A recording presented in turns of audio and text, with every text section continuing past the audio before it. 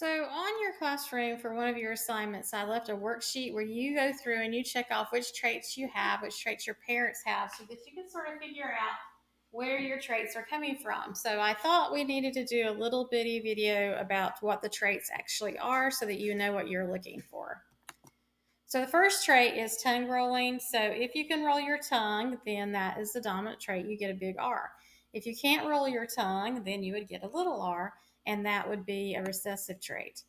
Your free earlobes, if your earlobes have like a little loop at the bottom where it hangs and it doesn't attach completely to your head, that's a free earlobe. If it comes down and attaches straight to your head and you don't have that little piece of skin, then that's an attached earlobe. Your widow's peak is if you can pull your hair back and there is a V where your hair grows, then you have a widow's peak. If you pull it back and it's completely rounded, then you don't have a widow's peak. So having a widow's peak is dominant, not having a widow's peak is recessive. Straight thumb versus hitchhiker's thumb. Straight thumbs, of like what their name implies, they're straight.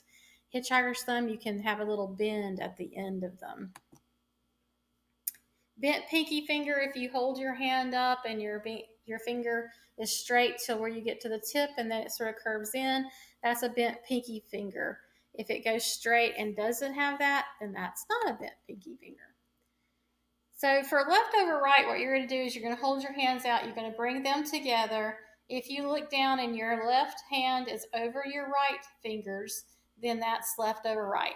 If your right fingers are over your left fingers, that's right over left.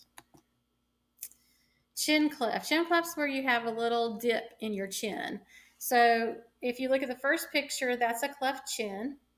And then if you look at the last picture, that's no cleft chin. And in middle, he sort of has a square chin, but not really a dimple there. Mid-digit hair. So if you have hair on your middle digit, then that would be considered mid-digit hair. And what that's talking about is like where if your finger sort of looks like it's divided into threes, it would be the middle section.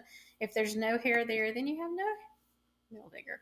And this one is where you have PTC taster. So there are little strips of paper that have this chemical put on them.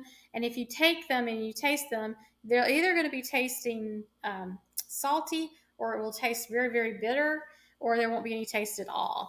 And so there are times where you can test that. We're not going to do that, of course, because I can't get to you to give you those. But it's sort of an interesting test. Right, those are some of the characteristics that you are going to look at. And I hope that this helped. Talk to you guys later.